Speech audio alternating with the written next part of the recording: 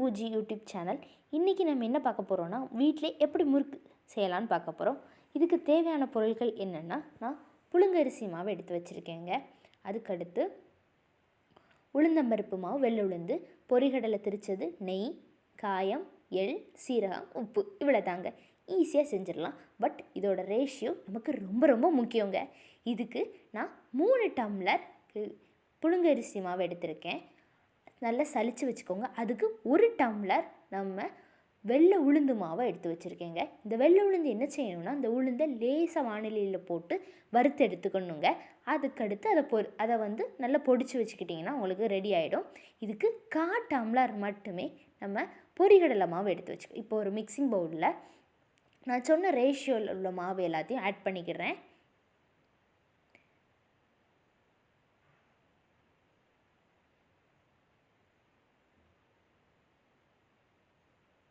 இந்த ரேஷியோ கரெக்டாக இருந்தால் உங்கள் முறுக்கு மாறாமல் ரொம்ப கிறிஸ்பியாக வருங்க. இதுக்கு அடுத்து எள்ளும் சீரகமும் ஆட் பண்ணிக்கிடுறோம். ரொம்பலாம் ஆட் பண்ண வேண்டாம், ஓரளவு மீடியமாகவே ஆட் பண்ணிக்கோங்க. உங்களுக்கு எவ்வளோ தேவையோ. ரொம்ப ஆட் பண்ணால் கசந்துரும். ஸோ கரெக்டான இந்த கன்சிஸ்டன்சியில் ஆட் பண்ணிக்கோங்க. இந்த மாவுக்கு அழகாக நீங்கள் 40 முறுக்கு சுடலாங்க. இந்த மாவை நீங்கள் அப்படியே ஃப்ரிட்ஜில் வச்சுக்கிட்டிங்கனாலும் உங்களுக்கு அப்படியே இருக்கும். நான் இப்போ இதில் காயத்தூள் ஆட் பண்ணிக்கிட்டுறேன்.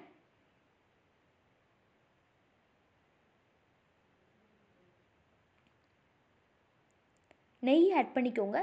அப்படியே மொறுன்னு இருக்குங்க நெய் ஆட் பண்ணிங்கன்னா. வெண்ணெய் ஆட் பண்ணிங்கனாலும் உங்களுக்கு சூப்பராக இருக்கும். நான் நெய் தான் இருந்துச்சு, அதனால் நெய் ஆட் பண்ணிக்கிடுறேன். ஒரு 3-4 ஸ்பூன் கிட்ட ஊற்றிக்கோங்க. இதுக்கடுத்து நம்ம உப்பு ஆட் பண்ணுறோம். தேவையான அளவு மட்டும் உப்பு ஆட் பண்ணிக்கோங்க, ரொம்ப ஆட் பண்ணாதீங்க. அவ்வளோதாங்க, நம்ம மாவு ரெடிமேட் மாதிரி செம்மையாக ரெடி ஆயிடுச்சு. இந்த மாவை நீங்கள் ஃப்ரிட்ஜில் குறையாமல் எவ்வளோ நாள்னாலும் வச்சுக்கலாம்.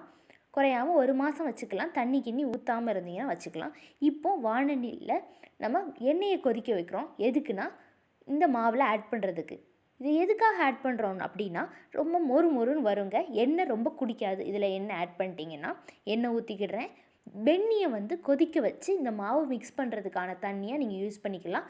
தயவுசெய்து பச்சை தண்ணி யூஸ் பண்ணாதீங்க. நீங்கள் பச்சை தண்ணி அப்படி யூஸ் பண்ணிங்கன்னா உங்களுக்கு எண்ணெய் ஜாஸ்தியாக குடிக்கும். அதே மாதிரி ரொம்ப சாஃப்டாகும். மொறுன்னு இருக்காதுங்க.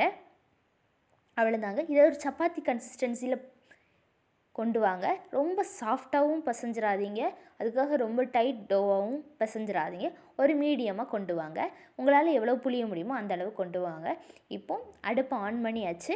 இதில் நமக்கு பொரிக்கிறதுக்கு தேவையான எண்ணெயும் ஊற்றிக்கிடுறேங்க. இது நம்ம லோ ஃப்ளேம்லேயே வைங்க, அப்போ தான் உங்களுக்கு கரெக்டாக இருக்கும். ஹை ஃப்ளேமில் தயவுசெய்து வைக்காதீங்க.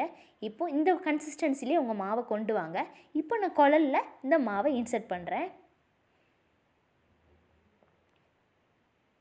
உங்களுக்கு ஸ்டார் வச்சுருந்தாலும் ஸ்டார் வச்சு போட்டுக்கோங்க. நான் ரவுண்ட் வச்சு தாங்க போட்டிருக்கேன். சிம்லே வைங்க. இப்போது நான் ஒரு அகப்பையில் ஊற்றிக்கிடுறேங்க. நீங்கள் டைரெக்டாக உங்களால் ஊற்ற முடியுமால் நீங்கள் ஊற்றலாம். பட் இதில் நான் ஊற்றிக்கிடுறேன். அப்போ தான் உங்களுக்கு ஈஸியாக இருக்கும் நமக்கு. இப்போது இதில் நான் புளி போடுறேன். உங்களுக்கு டவுட் வரும், ஏன்டா புளியை போடுறா அப்படின்னு. எதுக்கு அப்படின்னா, இந்த புளி நல்லா அப்படி மேலே மிதந்து வரவேல தான் நமக்கு இந்த எண்ணெய் நல்லா குதிச்சிட்டா அப்படிங்கிறத பார்த்துக்கலாம். அதே மாதிரி முறுக்கு ரொம்ப கருகாது, ரொம்ப கிறிஸ்பியாகவும் இருக்குங்க. அதோட ஃப்ளேவர்லாம் இறங்காது. இப்போ நம்ம முறுக்கு அழகாக உள்ளே போட்டுடலாம். இப்போது இந்த சலசலன்னு சத்தம் வருது பார்த்திங்களா, இது அடங்கின பிறகு தான் நம்மளோட முறுக்கு ரெடி ஆகும். அப்போ தான் முறுக்கு வெந்திருக்கு அப்படிங்கிறத நம்ம கண்டுபிடிச்சிக்கணும். இது ஒரு ரொம்ப அருமையான டிப்.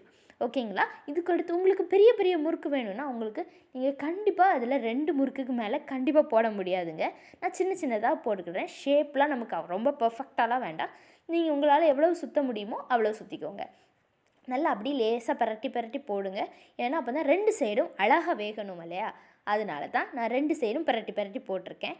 அவ்வளோதாங்க, ட்ரான்ஸ்ஃபர் பண்ணிடலாம். செம்ம சூப்பரான முறுக்கு ரெடி ஆகிடுச்சு. நம்ம ஃபஸ்ட்டு போட்ட முறுக்கு கொஞ்சம் சீக்கிரம் எடுத்துடலாம். கொஞ்சம் வேகலைன்னா லைட்டாக லேசாக 1 நிமிஷம் திருப்பி போட்டுட்டு நீங்கள் எடுத்துருங்க. பாருங்கள், எவ்வளோ அழகாக கோல்டன் ப்ரௌனில் இந்த கோல்டன் ப்ரௌன் உங்களுக்கு ரொம்ப நாள் அழகாக தாக்கு பிடிக்குங்க. நீங்கள் எவ்வளோ நாள்னாலும் இதை வச்சு சாப்பிடலாம். பட் கண்டிப்பாக 1 வாரத்துக்கு மேலே நம்ம வீட்டில் யாரும் வச்சுருக்க விட மாட்டாங்க. ஏன்னா இது அவ்வளோ டேஸ்ட்டாக இருக்கும். சீக்கிரமாக காலி ஆயிரும். அவ்வளோதாங்க. ட்ரான்ஸ்ஃபர் பண்ணிடலாம் நம்ம பவுலுக்கு. நம்மளோட அருமையான முறுக்கு ரெடி ஆயிடுச்சு.